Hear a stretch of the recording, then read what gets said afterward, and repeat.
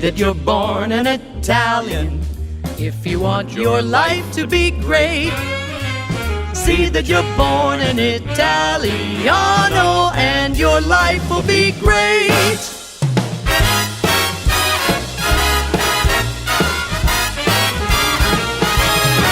How about some Donatello? That's a nice.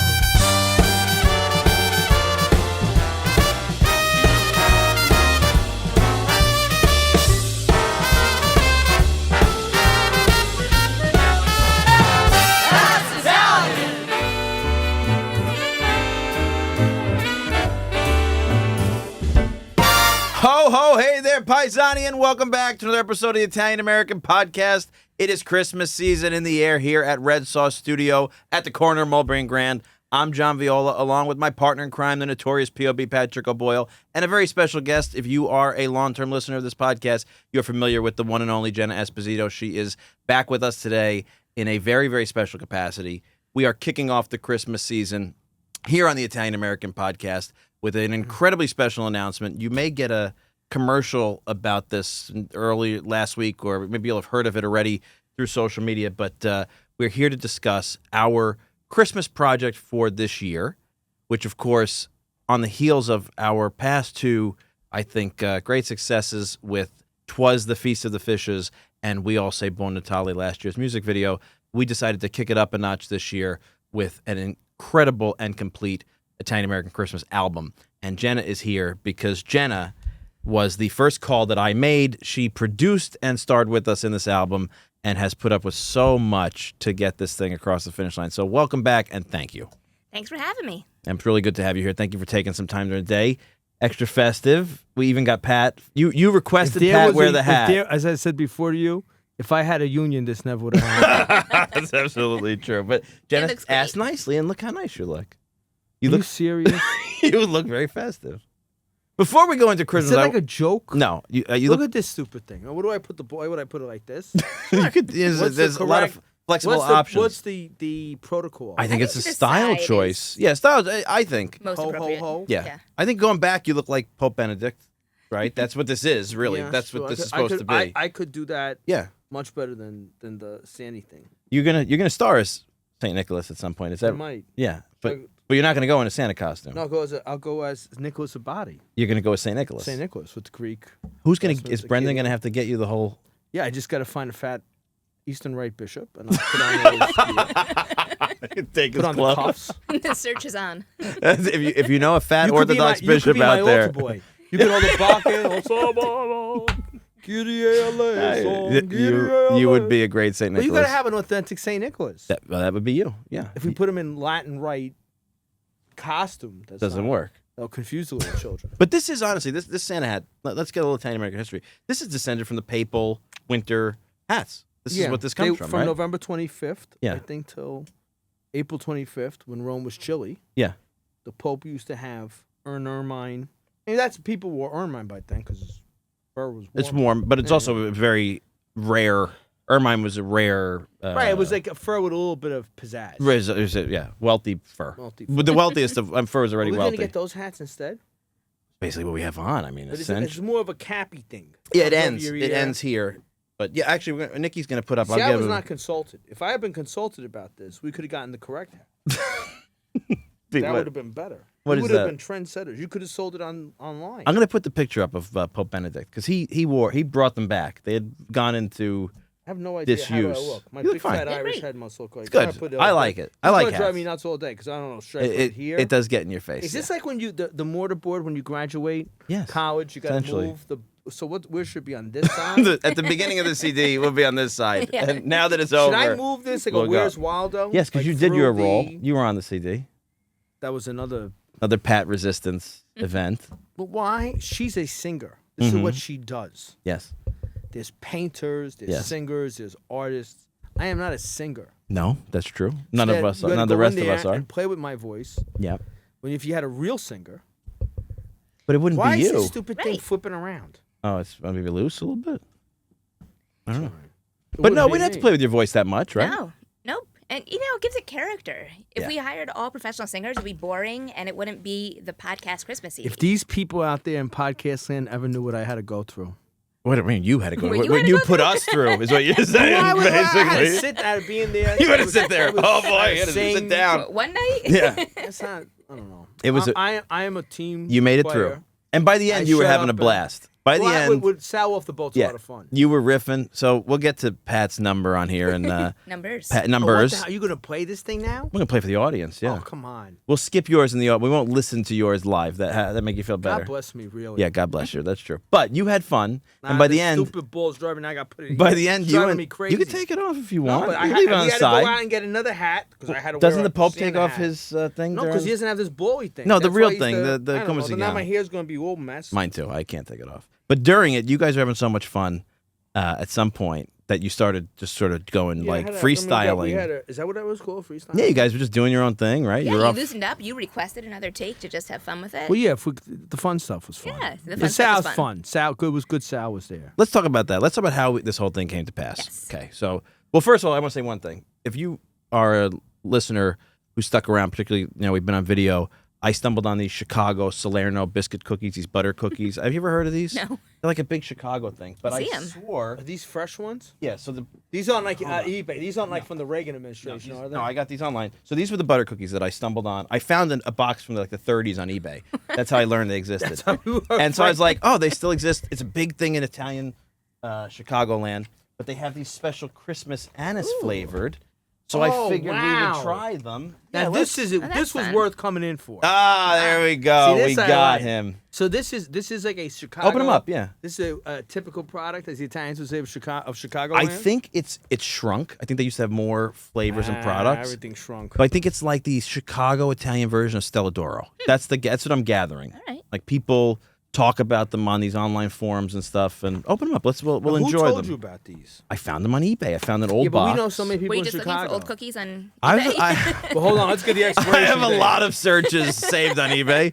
So I think it was like March 25th, Oh, no. 1984. Is that what it is? Oh no! Don't tell me it's expired because would be the I had to buy funniest. 6 of them. That would be the greatest. That would be the Oh, wait, funniest. it's over here. It's on that side. No, 2025. All right, they're good. Okay, so I saw I must have had something on like old Italian advertising. Okay. As you can see, I looked for like old cans and stuff. So an old box of cookies. It was actually I think it's from the 70s, and I was like, "What is Salerno cookies?" If these are good, I'll reproduce them. Oh, you think you can make them? Let's test them. Let's taste them out. Okay. But yeah, I find this old box. Ladies I'm like, first. Salerno cookies got to be Italian. I start researching the company. It ends up they're still there. Buon appetito. What is salute? Dun, dun, dun, Oh, you smell the dun. anise. Yeah. All right, here you go. Oh, wow. This is like an old Stella d'Oro. Mm-hmm. When we say smell, we say it in a positive sense. Perfume. You know what? These are good, Oh, good. I don't like anise flavored stuff, but it's not overwhelming. but it's not overwhelming. You don't like anise? I love anise. I like it, but not overpowering. But this This is isn't. nice. It'd be nice with the coffee. Because anise is getting more and more people. It's going to be an antique flavor. Yeah, I can see that. It's gonna be like lavender or like the tea tree gum and stuff like that. This is good. I Very like good. this. I would eat these. I'm glad.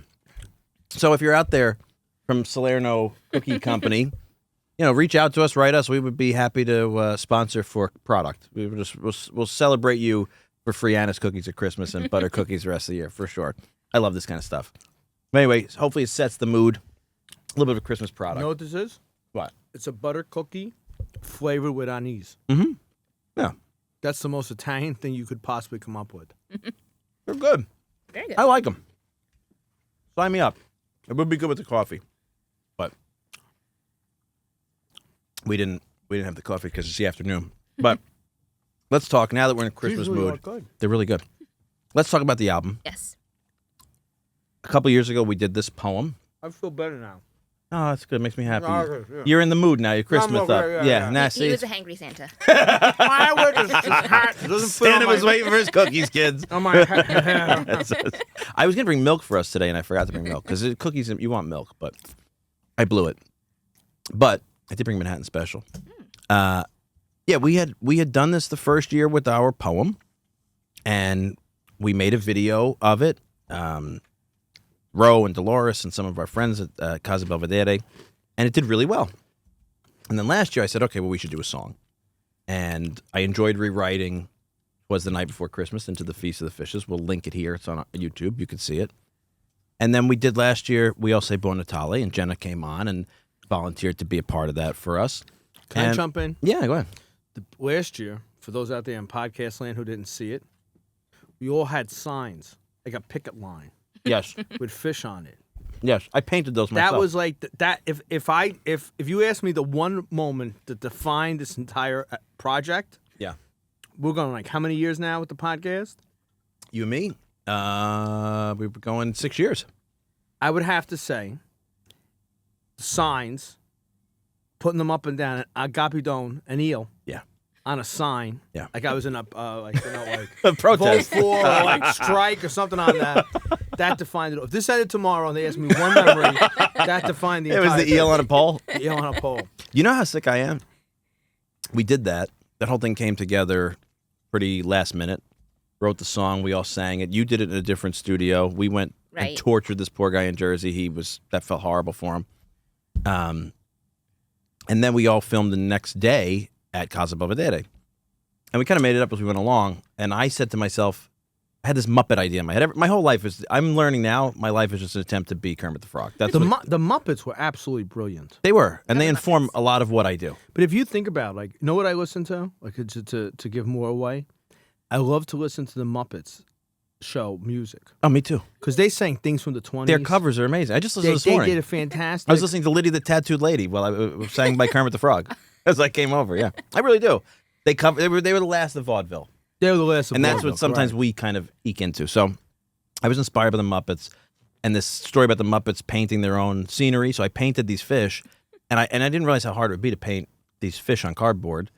And I ran out of time, so we only had 6 fish, and I was so committed to it that when I got home, even after we finished and wrapped the video, I painted the final fish. I actually finished it. It's in my garage. I have 7 cardboard fish Why in don't my we bring garage. them out every Christmas? We should bring them out. Maybe next show, we'll do that. That'll be a good idea. We'll all walk around the studio like Strike, like... Bring back the gabidon. Does anybody... We should find a business here We should. and protest that there's no gabidon. Who do we know here? We could have a big gabidon There's a protest. bunch of fish places. That's true. We want the fish. We We want should bring the 'em out. bacala. Bring back the bacala. That is what it looked like. But anyway, we had a great time with that. That was a lot of fun. People loved it. It was fun to rewrite an Italian song. So I was telling my cousin about it at Christmas time. My cousin has, she's a teacher, but she always wanted to be a singer, and she sang a little bit. I She never got knew some- that about Jack. Yeah, she did. She always wanted to be a singer, and she did like a little bit of voice stress. It's just never Where followed. does that come from? I have no idea. Like the artistic side comes from your mother's father. There's Yeah. there's no question. Yeah.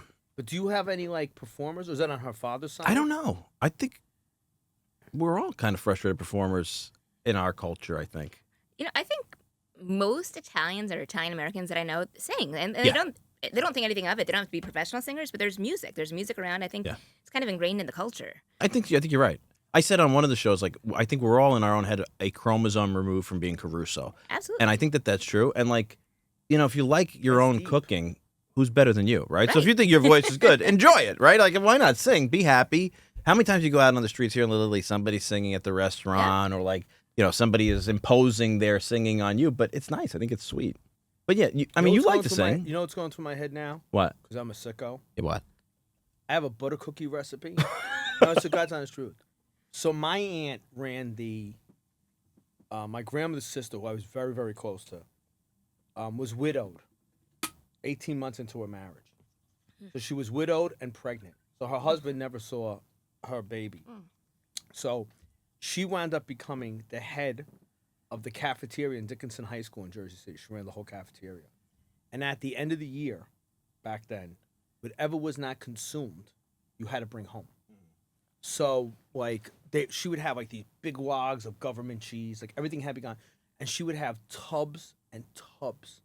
I'm talking industrial-side tubs. Like, you could play, like, a band, like a drum on it, of Crisco. I knew that's where you were Right? going, And yeah. Crisco went all through the year. And back then, it was, Crisco. But my aunt used to make these butter cookies, right? You felt them the next day. Yeah. They were phenomenal. With Crisco. With Crisco.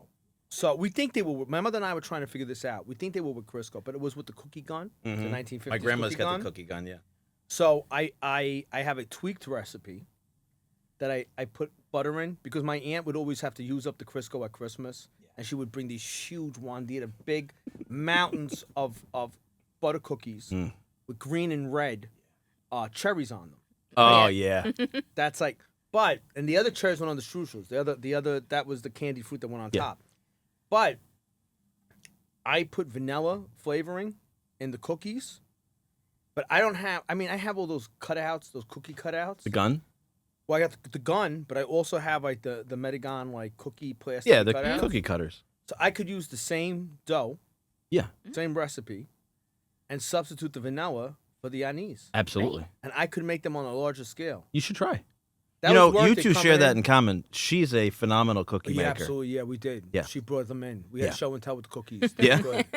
But you make up recipes. What do? You find recipes? Because you got some different stuff. I find recipes and I tweak them. You do. But I grew up baking with my mom, who's the non-Italian in the family. But she, from the time I was little, I just remember baking Christmas cookies with her. At an early age, she turned it over to me. I would be in charge of the Christmas cookies, and I love it. For me, it's stress relief. Like, I don't even eat much of what I bake. I just like the process of baking and making other people happy. What is your mom? My mom is half Irish, and then the other half is English and Scottish. So did she have her own like cookie tradition? Did she take from your dad's family? She had her own cookie stuff going on, and No Irish we always, cookie tradition. yeah, No? I was just gonna say that. You know, That is like, I guarantee you, in a country of 4 million people, not one has ever made a cookie. but she taught me her Irish soda bread recipe. So every St. Patrick's Day, I still make the Irish soda bread. Cookies. I'm not sure where she got it from, but she fell into a love of baking, and her father was a great cook. But my Italian grandmother taught her all of her recipes, that weren't written down, just, the sauce and the meatballs and a pinch of that, a dash of that. So my mom actually inherited all those great recipes from my dad's mom. What do you make the soda bread in? A little casserole dish. You got to try it in cast iron. Oh. In a cast iron Dutch oven. Yeah. Because that's how, in Ireland, there were no ovens. Yeah. So you'd put it in the fire, and then you'd put charcoal, you'd put the burning embers of the turf on top of it. So it steams it. What do you put in for the liquid? Buttermilk. Yeah, you need because the buttermilk sparks the baking soda. It needs the acid. Yeah. Because Irish flour, Ireland never had a yeast tradition. Ireland has a baking soda tradition because the flour that grows well in Ireland doesn't play nicely with yeast. Baking soda is a leavening agent. Yeah, in Ireland it's not called baking soda; it's called bread soda. If you buy it in Ireland, it's called bread soda. You learn something new every day here on the Do you Italian make it American with white Podcast. flour? Yeah. Yeah, that's my aunt told me in Ireland the brown flour was kind of looked at. Now in Ireland it's like brown bread, but that only came in the 80s. And that became popular when the whole bread, whole flour Wheat thing and stuff. came in. Yeah. But the Irish word for it is it cake bread? A sweet cake, I think. I'm not a soda bread guy. You can make it well. I've brought it to the next level. Yeah. Isn't it dry? I mean, it's not the most moist of breads, but Yeah. I love it. And Mine's dry. Mine's not dry. I know what to do. Yeah. But it's not. I mean, like pumpkin bread is much more moist, I would say. Yeah. Banana bread. It's not Yeah. that kind of bread. Yeah. But If you put the lid on it, It's like a biscuit almost, right? Like a southern biscuit texture. it's hard to describe. But yeah, I know. I try to get my husband Jimmy into it, and he's the same way. He's like, I love everything you bake. I'm not saying it's not good. Yeah. It's just not my thing. I'm not a Soda big bread guy. and corned beef are like the last leap for Italians. See, you know what happened in Ireland? If you sold a pig, if you had little bit of cash coming in, my father's sister said to me one time, you didn't have sugar all the time. Yeah. So if you had sugar and you were making bread, you would throw a little bit of sugar in. You want to talk about Totally Irish, by the raisin. way? I was in the diner with my dad, an Irish diner with my dad yesterday by my house, and I had our coffee, and I ordered a Earl Grey.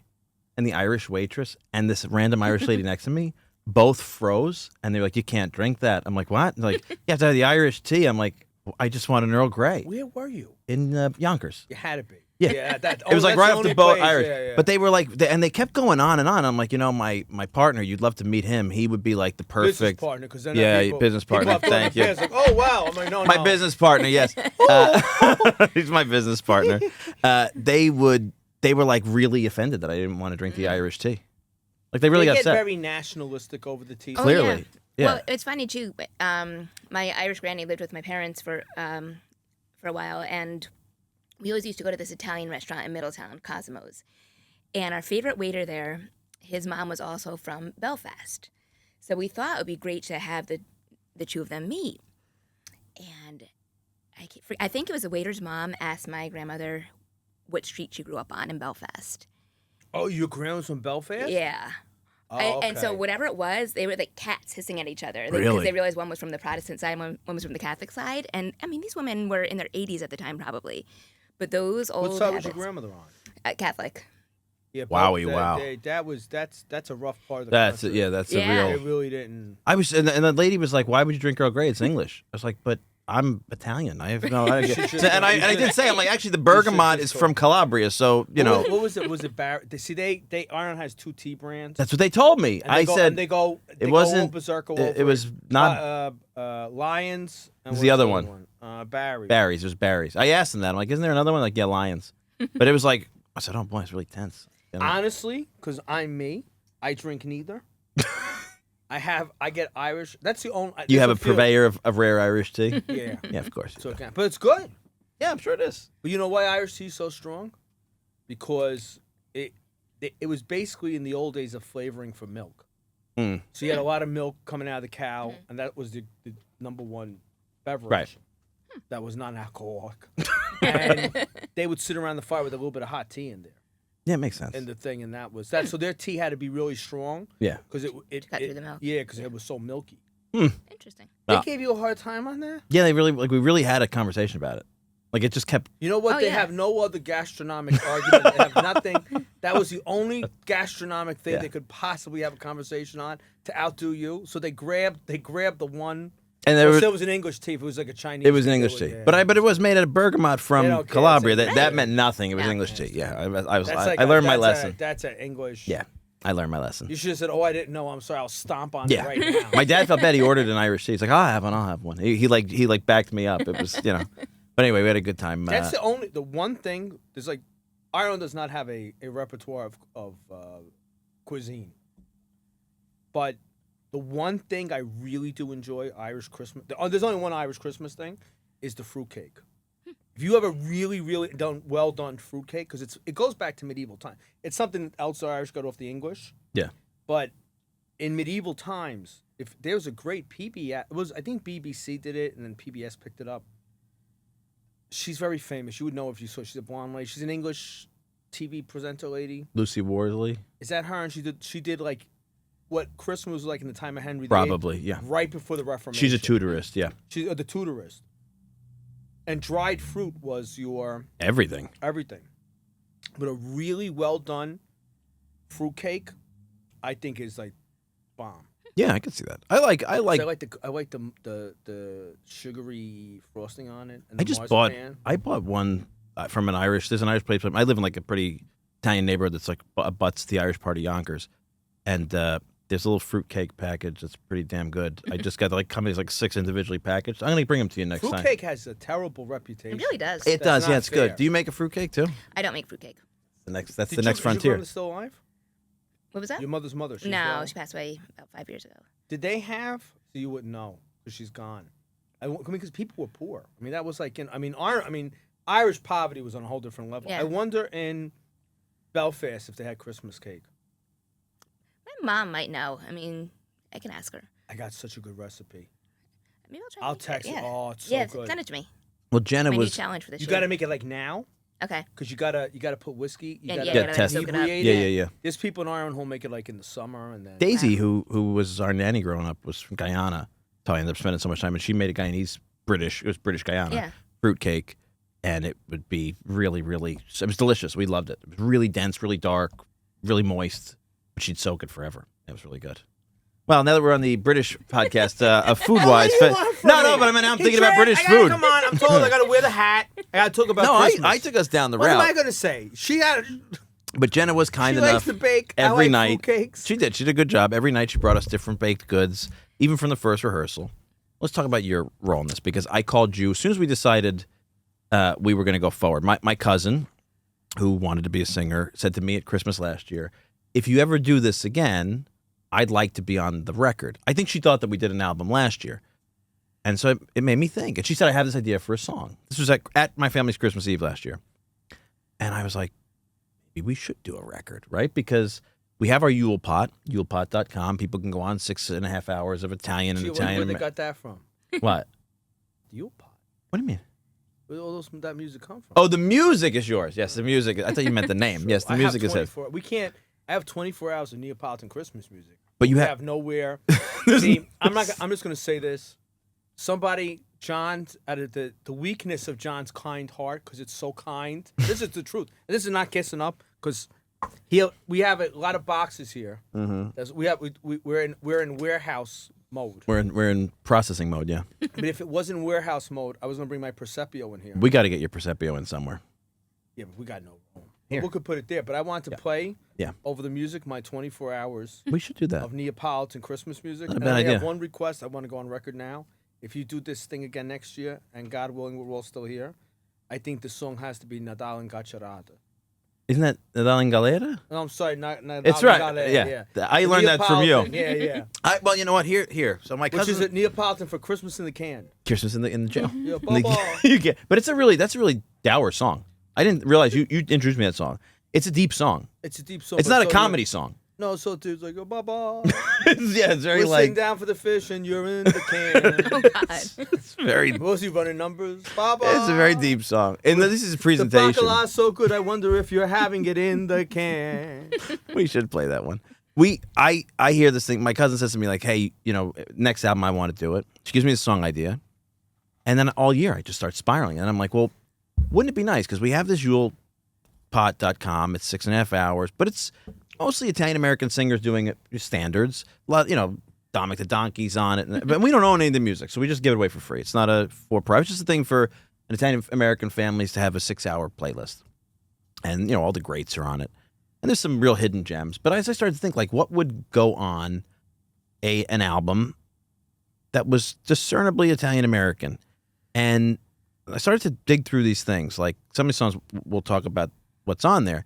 So my first call was to Jenna. And I said, Jenna, you produced your own stuff. I love how you sing. I love how you perform. And I like the end product that you have. So I said, would you come on? You clearly didn't know what you were getting yourself into, right? I was like, sure, no problem. Yeah. No, I mean, it sounded like a great project, and the time you called, I think, was late August. So at that point, I said, we're starting a little late. Yeah, it's usually my way. I would probably have started July or so, but we can do it. It's just going to take some... That's why we need people like you. That's why God sent us people like you. Like, we got the German working for us now. You and her should hang out. I'm sorry not to interrupt you for next year. And we could do it in like June, because she'd I'm love bad. that. If you told her, like, oh, they're far behind, she'd come in here We're and getting she'd ready. be... I'm not good at that kind of stuff. Pre-planning and not my Yeah, strength. well, especially with something like that you've never done before, you don't know what goes into it. Now you do. I mean, there's a whole lot that goes into it. First of all, the most basic stuff of figuring out what songs are we doing. And then once we figured out the songs, especially for this CD, usually when I do my own CD, I know I'm singing all of them. Yeah. That's pretty easy. But for this one, it's, okay, we have our list of songs, which took us a couple of weeks to finalize. And then it's, well, who's going to sing each of the songs? And, I mean, I really wanted John to have most of the say, since it was his idea and a lot of his friends that he wanted to bring in.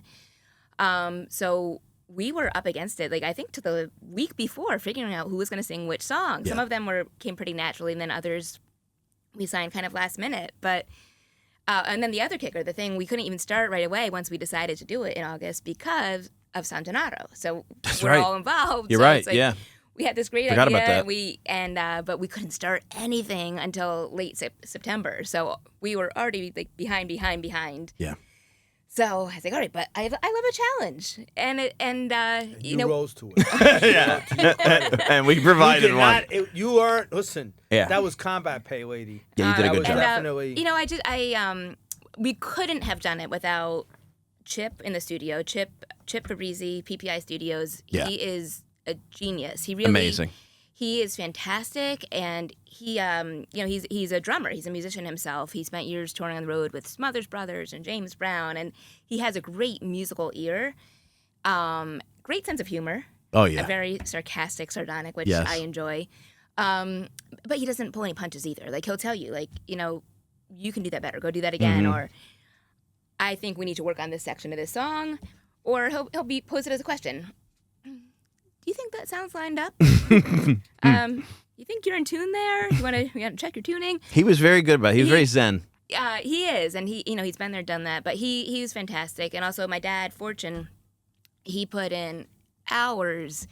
A lot of the songs we did, He's a good man. He's Her the dad best. is the best. I hope he listens to this and knows how just deeply, deeply held he is for all He of had us. super combat pay. He had Green Beret pay. Yeah, he was like a paratrooper over a machine wonderful gun. human being. Yeah, he's the best. But yeah, the biggest challenge for him was a lot of the sheet music didn't exist or no longer existed. Some of the more obscure songs that we selected, we could find an old recording, and he would sit there, dutifully at his computer, listening, transcribing, playing it back against the existing recording to make sure it matched. I mean, that's hard work. That's and hard to do. I don't know many other people who can do that. So we're lucky that he ended up involved through me. So yeah, it was a challenging project with starting late and then having to transcribe a lot of the music. So a lot of challenges that weren't there for my other CDs. But I mean, it's so rewarding that it's actually done. Everything sounds great. I'm really excited about it. Let's talk. Let's share this with the audience. So, this is available heck is this? now. Oh, you haven't seen this? Yeah, this is the cover. John was freaking out over this. Yeah, John. This John did talk an about not amazing knowing what I job. got myself he did into. it. But now I'm gonna do my part. Yeah. John does this. Yeah. Look at how talented. God bless you. Thank you. Look at how talented this dude. That's why I hire him. I don't pay him. That's why I hire him to make T-shirts and all things for me Yeah. for the feast because look at the excellent quality we have. Yeah, it's beautiful. This is fantastic. It came out really good. It looks amazing. I'm very happy with it. I kind of saw the evolution of the cover. I saw John's first sketch of it, and I was like, wow, it's fun, and it's kind of retro-y. But then the finished product that John sent me last week, I was like, wow. I mean, as cute as it was when I first saw it, it's so detailed. Even just to, it's an off-white in the back with the little gold details, and, on the inside cover, there's different illustrations and stuff. It's so detailed and thought out. I mean, it's just beautiful. And I've shown it to a couple people, and everybody's blown away because you capture kind of the retro-y feel of it, but it doesn't feel old or tired. It's like nouveau retro or Thank something. you. Well, listen, you were very patient with me throughout this whole process because it was based on an album I found of like an old rock and roll, sort of what do they call when you put everybody on the same album? A Compilation of singers, and I wanted that feeling to it, but I wanted to feel Italian American, and it inspired the whole thing, finding that album cover, but it just wasn't fitting. And I mean, how many times you'd be like, is it ready today? I'd be like, no, it's just not. It wasn't until it all clicked. Got a little bit of agita waiting for the Yeah. final, but You were very patient with me. Most people are not as patient as you are, actually. I was very thankful for it, but we did it. And so I wanted us to get together. It won't come in time for Christmas, but we were going to have a souvenir vinyl edition that you can buy. I had to come here to find this out. Well- You're going to have vinyl too? see, now you learn something See, every now day, you learn too. something every day. Wow. See, How the heck did you find someone to make it in vinyl? They still make vinyl? Yeah, vinyl's big now. yeah. It's really popular. Oh, these kids don't even have record players. How Oh, do they listen sure to do. I've got a record player. Yeah. Well, I mean, like, not that. I know. That's what I mean. no, no, young kids have them. Yeah, Yeah. no, it's actually kind of trendy right now. Yeah. So they're going to, like, put in some of that scratchy noise. Yeah. You're going to hear us singing? Yep. Yeah, so there's a real record coming, but Son that'll of be a gun. ready for afterwards if you want it as a souvenir or for next year. But this is ultimate, the album. Can I just jump in? Yeah. The ultimate Italian thing out of this is now you get free Christmas gifts to give people. Oh, yeah. I'm So if they getting- don't watch the podcast, but they're going, but then Absolutely. everybody assumes it's a freebie. Oh, he got it for free. That's why. No, we put a lot of time. He got it too much. for blood, this. sweat, tears, money. This This is is not like a cheap. 1964. Like this is. That's exactly what it's you based think on. Kennedy's president when you see Yes, this. that's the goal. Yep. Take us to that, and that's where the song list is really the goal too. I mean, we wanted it to feel Can I just say of a this? time. I look like a former Soviet republic dictator. Like a stand. Pick a little stand bit. like You Uzbekistan, do look a little like the- Kazakhstan. Let's be fair. I only have the Tajikistan. 3 headshots or 4 headshots that we got out of the headshot thing, so I just have to reuse those. But like I don't. Maybe that's Red Velvet's big there. So let's go through how we got who came on this thing and what songs. Let's Yes. dig in, and we're gonna play you a little snippet. This is part advertisement. So the opening song was one that we did last year called "We All Say Buon Natale," which is a rewrite of Mele Kalikimaka, the Hawaiian Christmas. You probably heard it on YouTube. We're gonna link it here. Last year we did a version. All of us came together. It was sort of like a "We Are the World" of Italian American Christmas. This year we decided to do something a little different. and Jenna and I did it together. And frankly, I realized my voice sounds exactly the same as it did last year on last year's. So it's not much different from me, but it was nice that we got to do something together. Yeah, And we threw in some harmony. Yeah. Updated a little bit. We threw in some extra instrumentation. We kept the mandolin chorus from last year, but we threw in guitar and. Let's do a new version. yeah, Nikki, let me play a Son few. of a gun. it's I'll the play a remix. few bars here. Let's let the audience Now, hear. are we on this one or is somebody else on this one? The new version. It's me and her. Oh, that's nice. Yeah. Well, you thought it up. You should Yeah. be on. That's your song. Let's let them hear it. Here we know that Christmas comes on Christmas Eve. We make so many types of fish you won't believe. Come and say Buon Natale the Italian way to say Merry Christmas to you. Come and say Buon Natale. So it's good. It's pretty good, right? I love. Yeah. It's great. Yeah. It's fantastic. And the Bloomfield Mandolin Orchestra's This still is on all it. shock. God bless you, John. You really did a nice job on this. Well, thank you very much. Well, so the second song is called Rockin' Italian Christmas Eve. And this is the one that inspired it for me because my cousin, Jacqueline, who is a great singer and just really never had the chance to do it, had this idea in her head and had been rewriting, what's the real song called? Rocking around the Christmas Rocking tree. Around the Christmas Tree. Thank you. Rocking Around the Christmas Tree. And she says to me, like, oh, why don't you help me? She knows I can't resist rewriting lyrics into Italian-American stuff.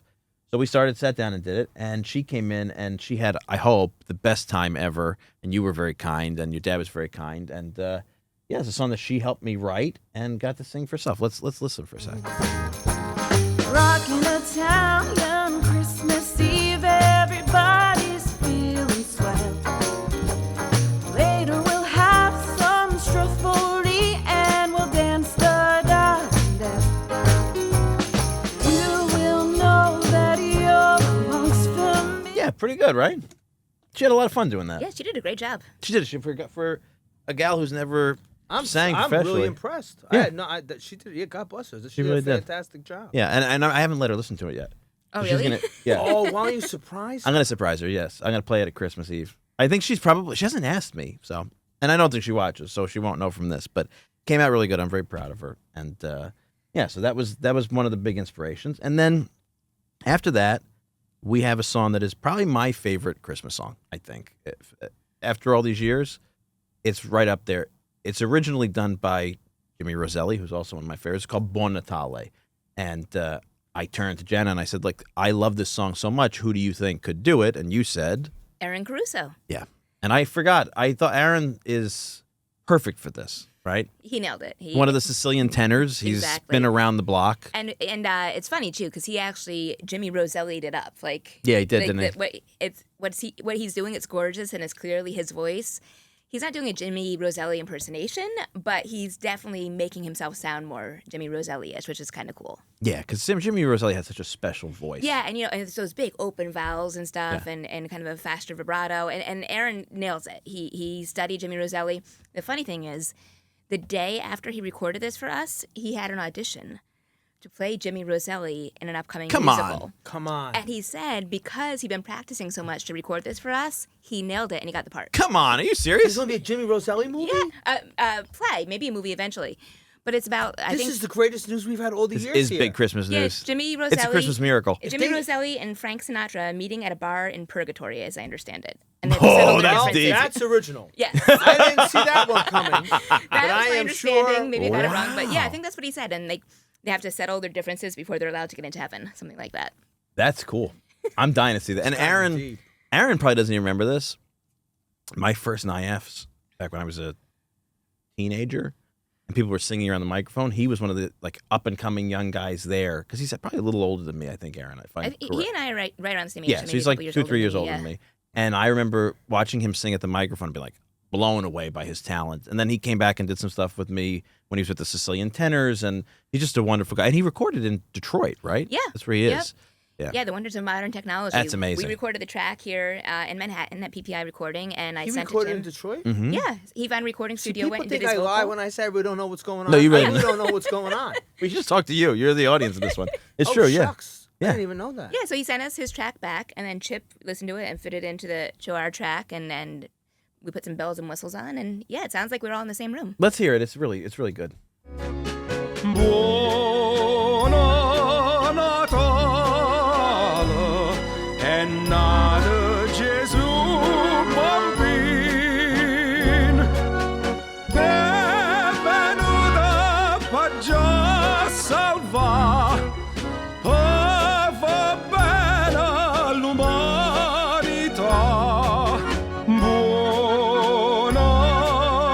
pretty good, right? He sounds like sure. I mean, you could tell he's himself, but he is picking up the spirit of Jimmy Rosella. Yeah, absolutely. He totally crushed it. Yeah, and that was so important because that's a unique voice to our community, our experience. You know, everybody, I think, has some kind of relation to Jimmy and his voice, and particularly his excellent Italian and Neapolitan, right? Like his authenticity of him. So I think Aaron really, really nailed it, and I was really thrilled that you thought of that. And so the next song that I had on my list, there could only be one person to do it, and that would be you, because it's Movene Natale, which is Christmas is coming in You know, Neapolitan. my grandmother used to sing that. Is that right? Yeah. My grandma used to sing that. I My know. grandma used to sing all the time. So My I grandma only used to I sing- only introduced to it through you. You introduced me to Yeah, the my song. grandma used to sing Movene Natale. Yeah. And Movene Natale. who came up with the Non idea tengo to nada. do it as a duet? You? Did you say do it with Sal? But when I was told I had to do it, Yes. my assignment came from Yes. Central Command. Yes. Like I had to wear this hat. You should have a bell on that. Ding-a-ling-a-ling. I know that. We need that. I saw let's do it Sal off the boat. Why? Because he's the great Neapolitan singer of our. I mean, he's the on the ground here. He's a true Neapolitan singer singing in Neapolitan. I mean, we have many friends who are singers, but they come from different parts of Italy. He is our in-resident Neapolitan That's very true. singer. Yeah.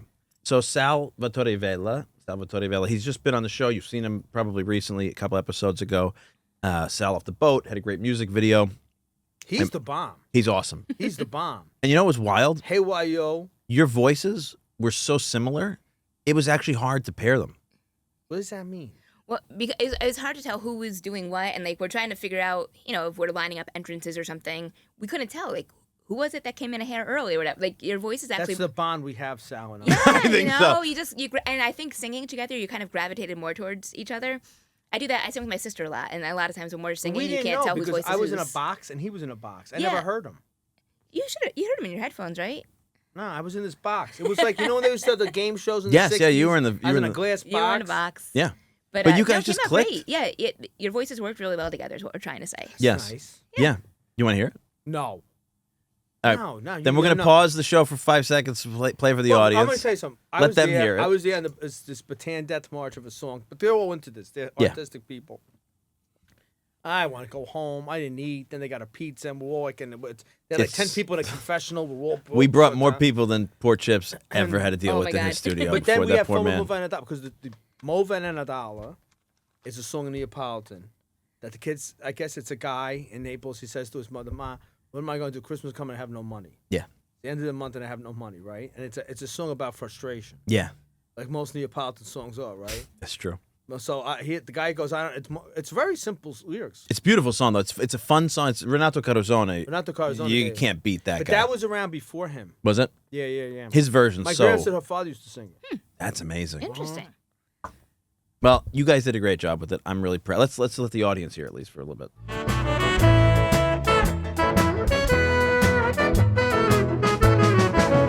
Movene Natale, non tengo denaro, non leggo il giornale e mi vado a bucare. Movene Natale, non tengo denaro, non leggo il giornale e mi vado a bucare. Mamma, e dammi una mano, che dopo rimane felice a settimana, non so che fare, Movene Natale. As we got through this, because so many of us weren't singers, poor Jenna had to do like triple duty, laying down tracks for us to sing to or coming in on harmony. And then you and I started doing a bunch. Like there's a bunch of these songs where you and I just. What trauma do you have in your life that you put up with? I was like, when is she going to say to her father, we got to get out of here? I was so waiting for trying to. I thought that after the second day, Chip was gonna pull the plug on us. That poor man. Poor Chip. We What had did like he say 55. He's not Italian, right? What did he No, say? he is. He's Chip Chip Fabrizi. Fabrizi. Oh, he If is? he wasn't Italian, there's no way No, he would if have he kept wasn't it. Italian, He we would have would've thrown been us out right. of that place. He did say to me, we can't have that many people here again. And I said, I know. It was just because it was also a distraction for the people recording to have people, you know, kind of laughing and chatting We outside. had pizza. and- We were and- like animals. We were like the Italians that went to the beach with the whole picnic. Like it was insane. Only we could drag down before a guy. But yeah, What he, did Chip say afterwards? He said, "Why did you bring me these nut jobs?" No. He did say we can't have that many people there the whole time again. Yeah. Like just whoever's recording, and then they need to, Yeah, then to move on. leave, and we'll bring in the next people Yeah. recording.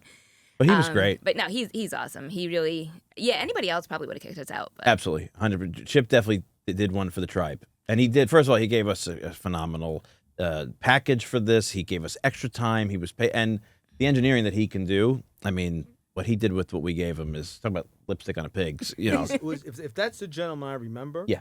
he's had an impressive record in New Oh, York. He was telling me unbelievable. about, like, in the 80s and stuff. People like he's produced 70s, for and Yeah, played no, the drums on. One and- thing we always do, go top shelf. Yeah, well, thank God Jenna and her dad have, you know, and the band that you brought together, I mean, they're the band you use for a lot of your Yeah. stuff. Wait a minute, are we rock stars now? Seems like Yeah. a stretch. I don't know if we're Sure. Rock stars? novelty stars. You know, I keep calling it a novelty album because Let's do a rock album because we're rock stars. I definitely You want want to to do see more my albums. album, my LP? Jenna keeps smiling. She's never going to do it with Does me that again. make us But even more rock star that we got an LP when it's kind of like passe? That is kind of rock starish. Yeah, I think so. Wow. I know. You Pretty gotta watch cool. out for the paparazzi Imagine outside. telling people that we're on vinyl and then like singing for them a cappella. No, we Oh, need I'm on Chip vinyl. to engineer us, definitely. Speaking of engineering, let's go to the next song on here. It's song number 5. So could I just jump in a minute? Yeah. So John was insistent. I came in today to tape, Yeah. and I'm very obedient. 21 years of Catholic school. I was like, but why is he pushing a Christmas album? And I realized this is an infomercial. Yes, this is an infomercial. We're doing yeah. an infomercial. We're sharing this wonderful Yeah, but this project. is good. It's our first infomercial. Yeah, that's right. We need Ginzu knives now. It's like This is it's We like gotta the get old. Remember the old tag days when Ginzu you knife. have those album All things? 12 They'd show you a little clip of the album. That's what this is. Our first. We could do it that way. First album, first infomercial. This may be one of my top 3 secret favorite songs on this album. We were in here having the conversation about what to put on, and in my memory it was Sabino, but I was corrected. It was not Sabino. It was Brandon Ficarra, who's also been a co-host on the show a couple times. You've all seen him. Brandon said, "You got to get Mario on the album, Mario Bosco, who's always around Red Sauce Studio." The nicest guy you ever want to meet. I love Mario. And I didn't know Mario's a Christmas nut. He's obsessed with Christmas. Like, he's so happy right now. And so I said to him, Brandon said, why don't you have Mario do the Chipmunk song? Rewrite it to be Italian American. So I said, Mario's got a higher pitched voice, right? That's his physicality. So I didn't want to offend him. I said, Mario, how do you feel about this? He was so gracious and happy. He was like, I love Christmas. He's like, you want me to dress up an elf? I'll be an elf. I said, no, I want you to sing the song. He's like, I'm in. We rewrote the song. It took a little bit of time, but we finally clicked and thought about what does a person want. I just want a panettone, but I want it to be a fresh one. So, Nikki, why don't we give and Sabino from Grown Up Italian, who is his producer in real life on the Mario Bosco show, played Dave Seville, his producer, on this. I should have been consulted with this Why? because I would have had him. He speaks good Sicilian. Mario? You got to do this again. You have to do a Chipmunk song in Sicilian. All right, he's Because right he's from Militello. Yeah. You could do it in the Catania dialect. That's right there. The Militello dialect. Well, is there a Sicilian Christmas song? I don't know of it. Well, now you're going to have it. Sicily only has 2 songs, technically. I know. 3. You used So to now say they're going to 3. have a third one. We got Mario Bosco singing the Chipmunk song in Sicilian. Mario would do a whole Christmas album if we let him. He was there. See, we're As- getting stuff. We're finally getting stuff done Let's today. play it. Let's play a little taste of I Just Want a Panettone, the Italian-American Chipmunk song. We rolling? Rolling. Okay, Mario? Mario! Okay! Christmas Eve is almost here. It's my favorite time of year. There'll be great Italian treats, all the things I like to eat. 7 fish, you're on your own. So we did a little backup in that too. We did a little extra, Simon and Theodore to his Mario or Alvin. But I think that's a great song. I once I hear that song, I cannot stop Yeah, singing. so it. cute. Yeah, I'm really excited about this. And the Chipmunk song, the actual Chipmunk song, I love. Oh yeah, to me that always signified the start of the Christmas season. Yeah. My birthday is December 2nd, so as a kid, on December 2nd, we would play the Alvin and the Chipmunks record, and I would dance around and be like, it's officially the Christmas season, because it's my birthday and we're playing the Chipmunks. Somehow in my head, it all made sense. What is the Sicilian word for chipmunk? We were looking that up. There isn't one. There isn't one. It's There's like an gotta American be- squirrel. Yeah. Oddly enough, there's no. I mean, if you, So when you do this next year in Sicilian, well, we you're wanted gonna to. have to translate squirrel into Sicilian. We wanted to call it like the Alvin and Chipmunks, Mario, and the Italian word for chipmunks, but it kept saying I think it's American squirrel. Yeah. If you're out there and you are Italian or Sicilian or Neapolitan or some regional language and you have your own word for squirrel that's not American chipmunk, no, I'm sorry, Chipmunk. chipmunk that's not American squirrel. Please let us know. We'd love to know. I have no idea. I have no idea what the word is. But Alvin and the Chipmunks, They What were they called in Italy? I don't know. Great question. That's I probably could have the looked that answer. up. That probably is the answer. Alvin and the Chipmunks. They probably called Alvin and the Chipmunks. Probably. Yeah, probably. Well- See how deep we go here? We don't This disappoint. is why this is a Now very we're gonna have to do a PBS. deep dive in Alvin and the Chipmunks in Italy. Yeah. Wow. There's a Somebody couple- definitely knows what Alvin and the Chipmunks were in Italy. If they made it over there, who They knows? had to. Well, that stuff Probably. went over in the 80s. Who knows? It's a good question. If you know, we can Google at least if it was. Isn't it but- amazing how we can blow through a whole hour of conversation on stuff Are that's you kidding? completely... This is huge stuff. I'm so excited about this. This to me is, I have not been excited about a project like this in a long time because it really is curated songs, right? Like Buon Natale to me is that's Neapolitan Christmas. I got that through you. Yeah. Did you never knew that song before me? No, never did that before you. Wow. So in my head, that's always you. Yeah. This next song is the one I chose to sing on, and it's for me. It's like my whole family, everything. I mean, it's how I came to Brandon and Dominic the Donkey, and I always felt that had to be on here.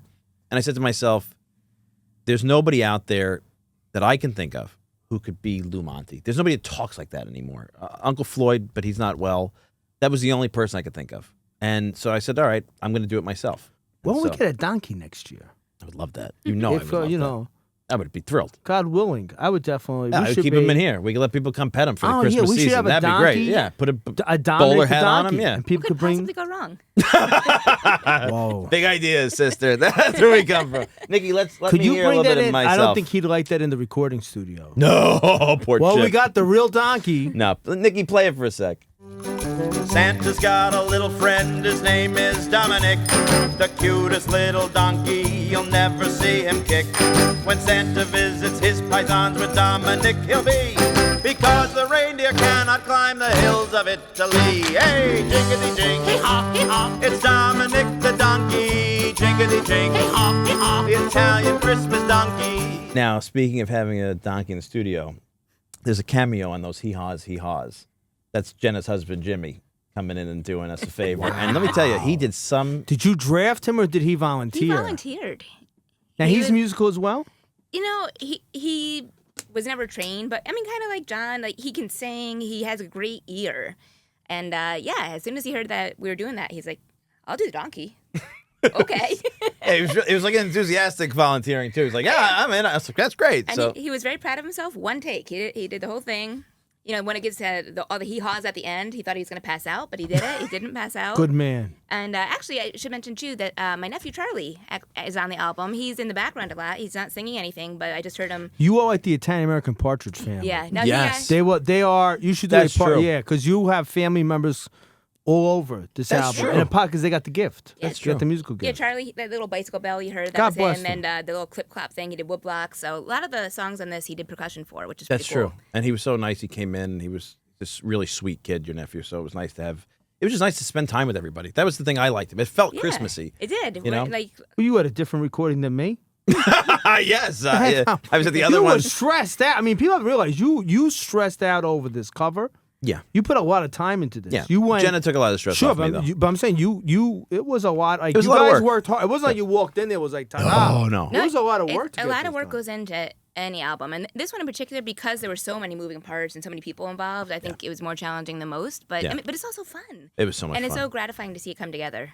Let's talk about the next song. After I've had my solo debut, comes yours, Cuore di Natale, The Heart of Christmas. Heart of Christmas. And I was under the when you said to me, "Hey, can I throw some songs?" I'm like, "Yeah, please do." And you introduced a song to me, and I thought it was another song because there's another Sergio Franchi Christmas song that's. Oh, that's a Sergio Franchi song. But this is a Sergio Franchi song, yeah, and it was really hard. Sergio Franchi. One and only. one and And only. you picked this song.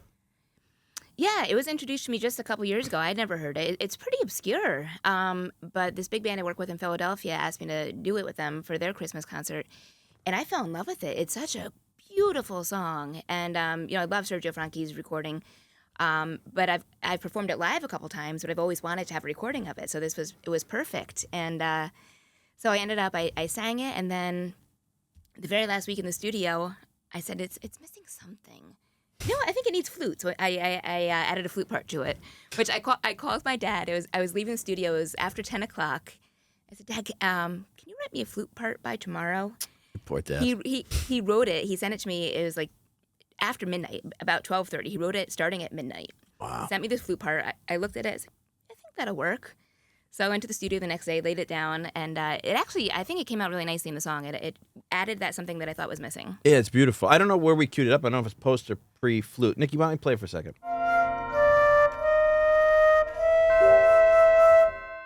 Cuore, cuor di Natale, cuore.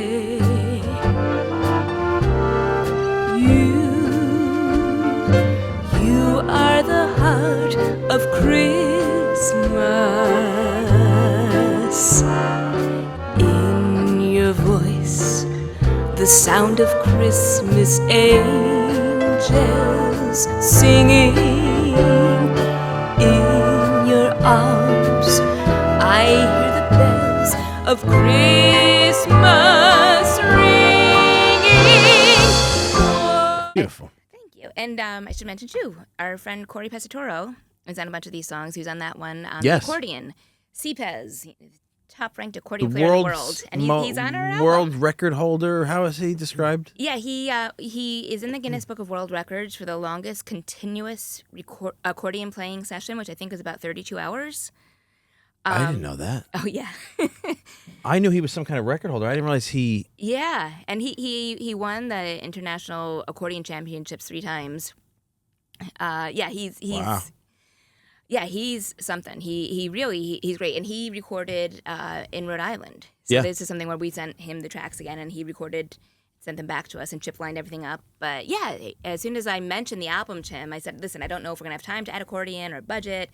And he's like, "I'm in. Just let me know. I really want to be a part of it." He's a great guy. Yeah, He came a bunch of times when I was doing NIAF events and stuff, and super talented guy in a really overlooked, I mean, the accordion, you don't know the names behind it, but he has a personality, and he's great. yeah. He actually, dare I say it, kind of makes the accordion cool. He does. He does. Whoa. Oh, Yes, he I does. know, That I is, know. I love the accordion. But he does. That He's is really like the great. he's like take a that rock back. accordion I'm guy. not- Accordion will always be cool. I'm not saying I don't love it, but I'm speaking general. Because you got to public-wise. feel bad for those people. You got to pity those people. Who Yeah. don't love If you don't accordion. have an accordion in your heart, you have black coal there instead. Yeah, That's very true. And he does things on the accordion that just don't sound humanly possible. The He way rocks. his fingers move and the sounds he gets out of it. I mean, it's really incredible. He's actually the poster boy now. The musical company Korg, they just came out with their very first electric accordion. So he's going around the country doing concerts for them to promote their new accordion. That's awesome. Yeah, it's pretty cool. Couldn't ask for a better guy and a proud Italian American. And so thank you, Corey. I don't know if you're If watching I had that, done but well with the mandolin, which we all know did not work out when I did went for not my go mandolin, far, yeah. my next instrument was going to be the accordion. That's really hard. I was going to be a one-man band, but that's all gone now. Because it's like three That's what we're instruments in sticking one, with the right? The kazoo. accordion? It's tough, but back in the 50s and 60s, all the Italian parents wanted their kids to learn to play. That's Connie Francis started on the accordion. My dad actually took guitar lessons, but he took them at the accordion center. Really? He was like the weird kid who wanted to take guitar and the accordion. Yeah. That's ahead of his time. My mother-in-law played the accordion growing Yeah. up, as did one of my dad's cousins, a couple of my dad's cousins. My aunt who worked at Dickinson that I mentioned, Yeah. she used to send her only son Yeah. for accordion lessons It was because a she big was in deal. love with Connie Francis. See? With the picture in the back of the album with Connie Francis with the accordion. Yep. That's a big deal. See, these are the things that bind us as a people. That's absolutely right. We all understand Connie Francis' impact with the accordion. I thought accordions, to me, growing up, I thought they were as Italian as the mandolin. I didn't realize that, like, polka, all these other people, like, accordions was pretty ubiquitous. And but in France, and Yeah. each has their own sound with it. Like even in mariachi music, there's some. yeah, it's true. But yeah, it's such an integral part of so many Italian songs. Yeah. It's nice to have it. I think we had him on 5 songs on this. It was really- It just adds an extra layer of texture, I think. No, you would have thought. I would have never thought about adding or saxophone in some of these songs, or saxophone in here and stuff. So it was a great addition, and Corey really was a big add. Our next number came through another one that I found while doing research for the Yule Pot, and we felt, we have so many friends out there who are in the Italian American universe, and there's a small gaggle of Italian American women singers, and one of your contemporaries is Vanessa Racci, who's been on the show before, but he's seen her on the show. And so you called her, and I think you picked this number for her, right? Yeah, because she kind of markets herself as the jazzy Italian. Yes, And that's right. She takes, classic Italian songs and kind of jazzes them up because that's the style of singing she prefers. Yeah. So when I knew this song was going to be on, I said, I think this one is perfect for her, and it was. It came out. It came out great. Yeah, and it's called Gingerock, or Gingerock, however they say it, but it's Johnny Dorelli did the original version, and it's a different song credit and lyrics and everything, but it's an Italianized version of Jingle Bell Rock. Let's have a listen. Jingle bell rock. Jingle bells swing and jingle bells ring. Cantate tutti, cantate con me. E risplendere al sole. Jingle bell, jingle bell, jingle bell rock. Well, that was absolutely a very, very good. She's the best. She's great. She's Yeah, the she's a good best. egg. Good egg. And great call on the song. That really fit perfectly. The next song, speaking of mutual friends, is written by somebody that we all have great affection for. He's an icon down here on the street. And not only does he serve as kind of the Mr. Hooper of our Sesame Street in Ernie Rossi and company, but his family's musical. That's their whole background. The store started as a music store, lyrics, sheet music, and things like that. One of the biggest publishers of Italian and Neapolitan music coming into the country in the 50s and 60s. So the songs that Connie Francis and Jerry Vale and Vic Damone were recording came through the family shop, which is pretty cool. It's pretty amazing, yeah. And they really, Ernie takes serious that musical legacy, and he's a songwriter himself. He's written some stuff that you've done, a couple of beautiful songs that you've done with him. But this one has been in his head for like a year, right? He kept saying Longer than that. Longer than that? I would say at least 6 or 7 years. Is that right? He's been playing it every Christmas season, and it's gotten kind of a cult following too. Like everybody who knows Ernie knows this song because he sings it and plays it for everybody. So it's so great to actually be able to record it and have him on it singing it. It's the most addictive song, I think. So catchy. It just stays in my head. So now I hesitate because we sing it around here all the time in the studio. But Nikki, let's have a couple of bars of No Cannolis for Christmas. There'll be no cannolis for Christmas. Mom and Dad have both lost their jobs. Maybe I'll mosey down the road to see if Grandma or Grandpa could spare some dough so I can buy a cannoli. So I love this song. I can't wait for everybody to hear this. I think it's going to be a big hit. And somebody said in the studio, he's got the voice of Jimmy Durante. And he does. And there's a timelessness to that can't be recreated. He sounds like that. Yeah, he's a throwback. Yeah, like his voice sounds like a throwback. And in the best way possible. Not saying like he sounds old or something, but it's just it's a style of singing that we don't hear much of anymore. Yeah. And he sings with such joy, too. Yeah. It's kind of, it's going to sound like a weird comparison, but in some ways he reminds me of like Ella Fitzgerald, because I always think her voice just sounds joy-filled, and his does too. There's like just this happiness about him and such a good energy. I said to Ernie, but he's super Neapolitan because he's a good songwriter, and especially his music. I said, but Ernie, there's no happy ending to this song. Right. You don't like we have to do. So we did a little something on the end to at least give some resolution to the lack of cannolis in this poor singer's life, because it was very Neapolitan. So after that, No Cannoli for Christmas, we go into another Christmas number that I think most people have heard an English version. I don't know how many people have heard the Italian version, but you brought this to the table. Why don't you walk us through?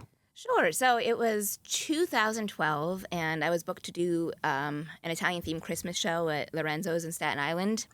And so I was digging up Italian Christmas songs or Italian versions of English-language Christmas songs, and I stumbled upon this recording by Albano of an Italian version of The Little Drummer Boy. My nephew Charlie, who I mentioned, he's 17 now, but at the time he was 5, and he really was a little drummer boy. He'd been playing since he was 2. So I thought, this would be really cute if I brought Charlie onto the stage, and he had one of those little drums around his neck, and he looked like the perfect little drummer boy. So we did the song for the first time then, and it was just so special. And for some reason, I didn't dislike the English version of the song. It just never did anything for me. But the Italian lyrics really kind of brought out the beauty of this song and the passion behind it and the meaning of it. And for some reason, the Italian lyrics just went like straight to my heart. And it's become a family tradition for us. Charlie and I do it pretty much every year. Our family finds some way to put on a Christmas concert. And he's now a very big drummer boy. Yes, he is. Closing in on 6 feet. But it was really special for me to be able to bring him into the studio and have him featured as the drummer boy on the song. I'm really honored that you shared that family tradition and Charlie and his time and with us and now with the rest of the audience with this wonderful number. So Nikki, let's hear a little bit of this. Gesù gli disse, param pam pam pam,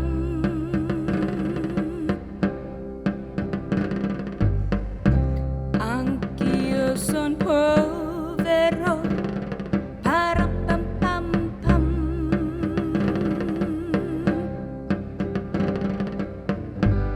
regali non ne ho, param pam pam pam. I love this. I love this song in English. I love it even more in Italian because I love everything more in Italian. And I thank you again for putting that on there because it gives a depth. Puglia had to get its moment. That's true, Albano, and that's a little Pugliese Christmas there for you. He's great. Albano, rock star, but like he could sing anything. Oh, yeah. He to me, he's like the Italian Neil Diamond. Yeah, it's a good comparison. Right? That's deep. That's like, wow. That's like go home and ponder. Yeah, that is true. It's very true. But I love Albano and I love everything he sings. Or so. does Albano think that Neil Diamond is the American? Probably. He could. He certainly probably does. That's for sure. The next song, Pat and Sal the Boat return for a song that I did another song. Yes, you did. If you I don't even recall. remember. Yeah, remember? What was the second song? Santa Nicola. This is a Lou Monte Oh song. yeah, Maybe he had some PTSD from Probably. it. This is We a had to harder make it one. work. Yeah, We made it work. I did my duty. Yes, you did your duty. And this is a song I love. It's a Lou Monte song. It's really fast, and it goes between Neapolitan pidgin, Lou Monte Italian pidgin, right? It's Which is a serious. Which that, is that it's will a real be thing. A serious Yeah. conversation. Because it's not Neapolitan. It's a mix of Calabrese, Neapolitan, Sicilian words, Italian words, and English. And I love this song, and I really did put a lot of pressure on that we have this on, and I'm glad we did. And let's hear it, Nikki. Oh, no, we can't. Let's let the audience hear it.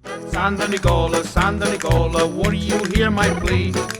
I want a girl, a pretty little girl who comes from Italy. Eyes like blue Italian skies, lips that taste like wine. Santa Nicola, make her mine, oh mine. On Christmas Day, no matter where you are, Santa Nicola. Hope everybody enjoys that. The next song is one that was born out of a really fun experience we had doing the video last year. So Pat is a big advocate, and as am I now, of the Bloomfield, New Jersey Mandolin Orchestra, right? They're the And bomb. They are the bomb. And they are... If you're having a party, Yeah, that's true. give them a call. Yeah, we can definitely put up their information on, because they've done a bunch of events with us, with friends. And last year, they were the music, the instrumental behind our Melikalikimaka, We All Say Buon Natale. And so they came to Casa Belvedere to sing the video, as we all did. And I don't remember how, but we were sitting around, and the maestro, Enrico Cafe, decided... Do you know he's a prince? Yeah, he's Or a count or a noble baron? family, yeah. He's from a noble family, but Yeah. like he is like the prince. Yeah, Wow. he very carries Imagine himself. if you and I had been born princes. I wouldn't be in I'd be Bloomfield, New Prince Enrico Jersey. Gal- I'd be yeah, I'd be walking absolutely. around with 7 rings on. Yeah, Every- yeah, absolutely. yeah. Ermine, I'd have this hat on all the time. Absolutely. I'd be like it was 1830. But he's amazing. They're all so talented. And when we were together last year, there was like a break in filming. He started playing Tu scendi dalle stelle, and he started singing it. And his voice just stayed with me. And we recorded it. We put it on YouTube, all of us singing together. But I was like, we have to get this on the... So, Nikki, play a few bars of this. Tu scendi dalle stelle, ore del cielo, e vieni in una grotta al freddo al gelo, e vieni... I you say he's a prince, and I'm sure he is. I know he's got some noble background, but when he sings, it's like I picture it being sung in the middle of a pasture. Me too. Yeah. It's just, he's got that like plaintive Yeah. voice. It's beautiful. It's gorgeous. Yeah. And He's a talent. God bless him. He's talented. Him Yeah, and his wife so are both very talented. Yeah, talented. Christine and all of the Bloomfield Mandolin Orchestra that comes and participates in these things, they're just wonderful, and they treat us so well. And Can I do my disclaimer now? Yeah.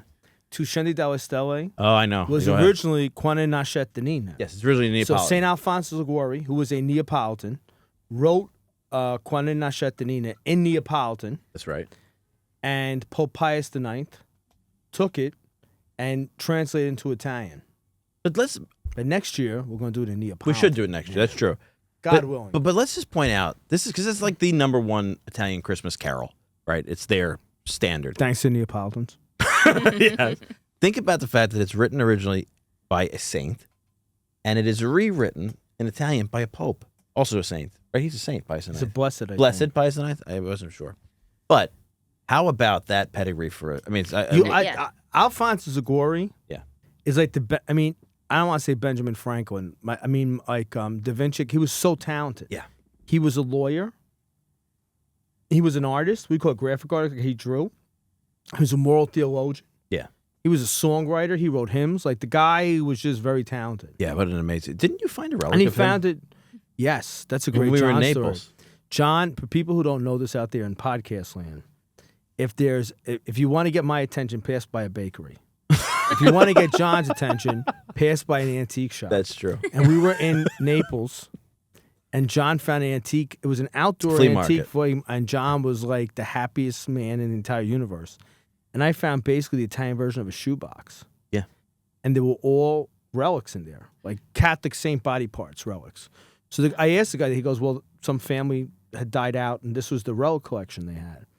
And I found in there a relic of when they were trying to canonize St. Alphonsus Liguori. That's amazing. It was in a glass and leather pouch. Yeah.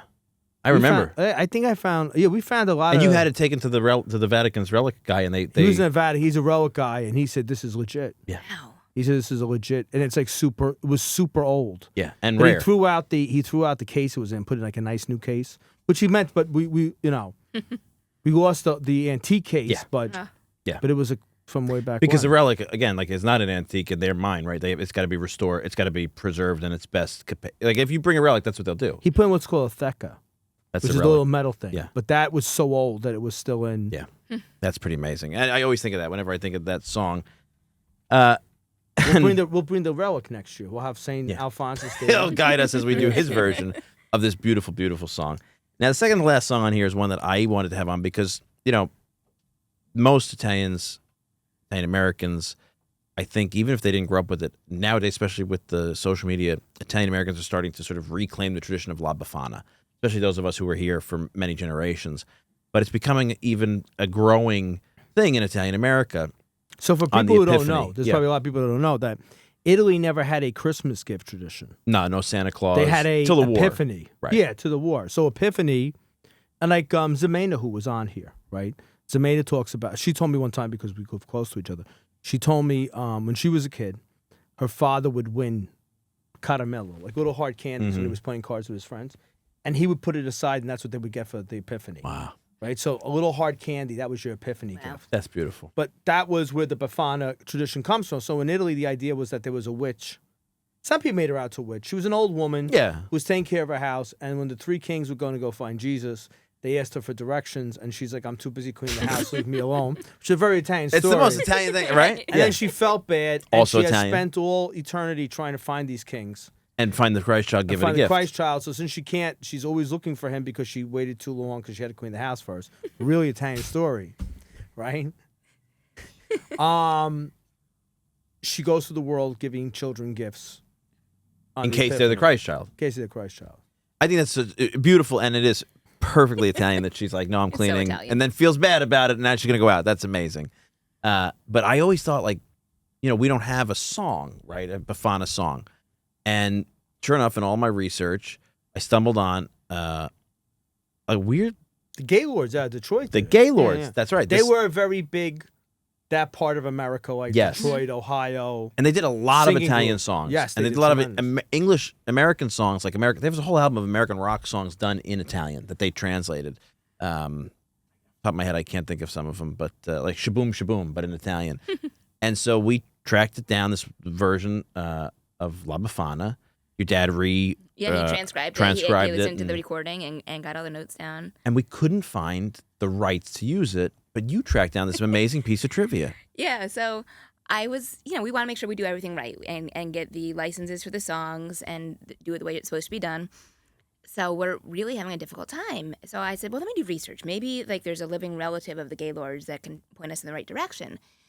So I called John. My jaw dropped. I was doing research. The son of one of the Gaylords is the founding guitarist for the rock group Third Eye Blind that was popular when I was in high school. And I was like, This is the great. You waited now to tell us this? Are you kidding me? It's like an hour in. It was like, Papa, if you listen this long. So his name is Tony Fredianelli. Did you tell me he's coming on here? So, No, we got to bring him on. Yeah. Like tomorrow. I just took a shot in the dark. I found him on Facebook and sent him a message on Facebook Messenger. And it's hard because if you're not friends, they go to your requests and people may not see them. But I was like, it's worth a shot. It took a couple weeks, but he got back to me and he said, let me see what I can do. So next day he emailed again and said, please send me a letter. And he gave us what to write in the letter and he's going to sign it. And so we're getting the rights directly from the son of the Gaylords. Isn't that amazing though? That's because the Gaylord is greatest. so influential in Italian American history, and to have the son. I mean, Third Eye Blind. There's a bunch of hits that they had. I love for Third Eye Blind. our generation, Yeah. that's like a big. They used to do Alitalia jokes. I mean, they were funny. the Gaylords were. Yeah, Yeah, I mean, they had funny They were albums. really. Yeah, they were really in. They were very Italian. They have to come on. Yeah. Message him tonight. I'm on the podcast. You know, my first introduction to Gaylord's music was at the NIAF Gala that Aaron sang at the microphone. I sang too. Tommy Lasorda sang from the Vine. From the Vine Came the Vine Grape. Came the Grape, and which is a Gaylord number. And I remember back then there was no cell phones. Right. I mean, I barely had the internet. So I remember coming home and trying to remember the lyrics and digging and digging and digging and digging in my mind, and finally coming to remember it and tracking down that it was the it was no Shazam or anything. What really dates us as far as in a pre-internet world. Now you get everything from everywhere. Yeah. But they were really a Midwestern Yeah. Italian American entertainers, where Lou Monte was very much the East Coast. Right. And Jimmy Roselle, they were like Ohio, Illinois. We should do a show. I mean, we should have the son on and talk about his amazing career, but also a little bit about the Gaylords because they're worthy of a show. They're Sure prolific. they are, correct. Really prolific. And unknown to a lot of people. Yeah. Yeah, we need to do But I something. think it's unknown to us because we're East Coast. I mean, Could be. it was an East Coast. Could be. Well, like Lou Carey Bacala was a comedian, but he was very Manhattan. Yeah. Like that's there's true. a lot of guys like Pat Cooper was around long enough. Everybody knew Pat Cooper. And he right? had Stern, and he was Yeah. in the movies, and he was one of the few guys of that Yeah. generation who was around long enough to gain some national recognition because of other media. But a lot of those guys passed or were retired before that happened. Oh, yes. There's the Teardrops and all these different groups like We musical got a lot comedy. done today. Well, I didn't see this coming. see, aren't you glad you came? No, can I tell you why I'm glad I came? Are we wrapping up? Well, there's one more song, but I do want the audience to listen to La Befana. Nikki just reminded me we didn't play it, and it's appropriate that Nikki reminded me we didn't play it because this was the hardest song for us to find a musical talent. And how do I say this? All of a sudden, from behind me at this desk pops a voice, and it's Nikki Boy, and he basically shows me that he can do it. So, Nikki, please play for the audience your musical premiere here.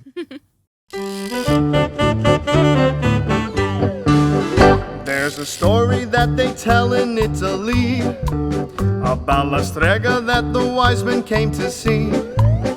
They had traveled very far, they were following the star. They followed it to where the Lord would be. They said the holy infant must be near. Well, Nikki, how do you feel about that? You feel good? Yeah, it was fun to do. Yeah, he was great about Yeah, it. it came out great. And there's a special surprise in there. Another member of our team makes a cameo in that song as well. As so, La Befana. yes, as La Befana. So keep your ears open. And There's a Bafana? yeah, I'm not gonna say who it is now, but I'm on the pod. He tells everybody I'm on the podcast. I don't even know. no, it's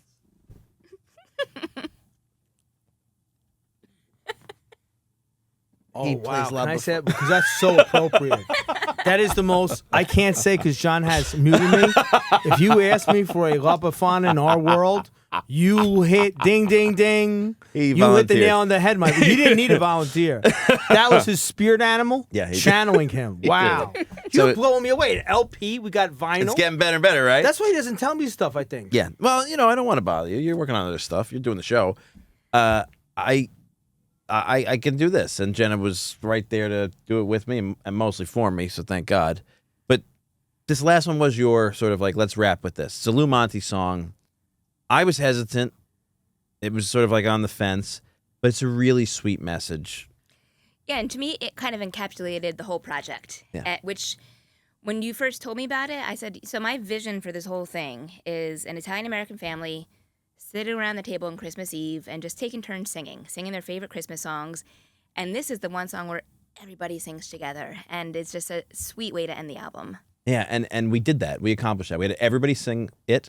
Everybody made it on or some combination of. Even people that work with us that came by to help, and like everybody took a shot. And yep, and the choruses, it's all these voices together, and it's so sweet. It really makes me happy. My friend Mario, you know Mario. Yeah. His mother's side is Scardino, right? They are the royal family of Lyndhurst. Mm-hmm. And Lou Monte's from Lyndhurst. That's right. And Mario's mother, I think, is one of 9.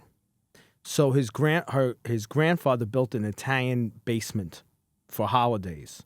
That's beyond all basements. They had a Last Supper table. So imagine 9 kids with like their kids. Yeah, of course. So there's like it fits like 55. That's amazing. It's like my dream. And this was like their their big holiday was, you could do other holidays with the in-laws, but Christmas Eve was their holiday.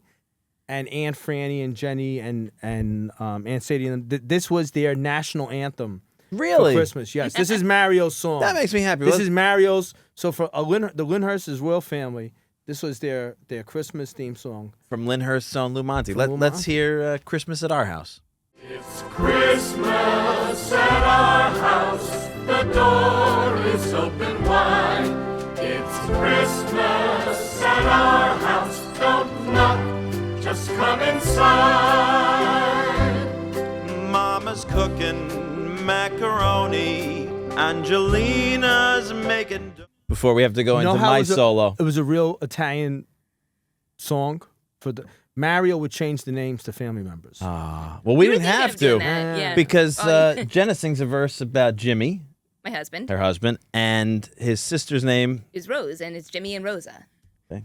And I've got a goddaughter named Angelina that you sing about. Okay. I mean, everybody has an Uncle Tony. Yeah, everybody has an Uncle Tony. Yeah, I have 2. Yeah, that's true. We came on to that. We made everybody just sing. We said, everybody just do it. Yep. And then at the end, we were like, well, what are we going to do? We put everybody together at the chorus.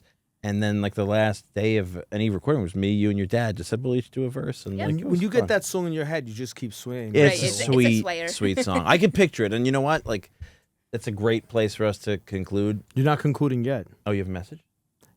This came to me while we're taping here. Where's the box? I have a box of these. Yeah, go ahead. You know, my concern is about things going extinct. Yes. So if you live somewhere where you can buy these Salerno cookies with the anise flavor, get them. If not, make your Christmas butter cookies and put the anise flavor in when you have your little Santa Claus and the Christmas bell.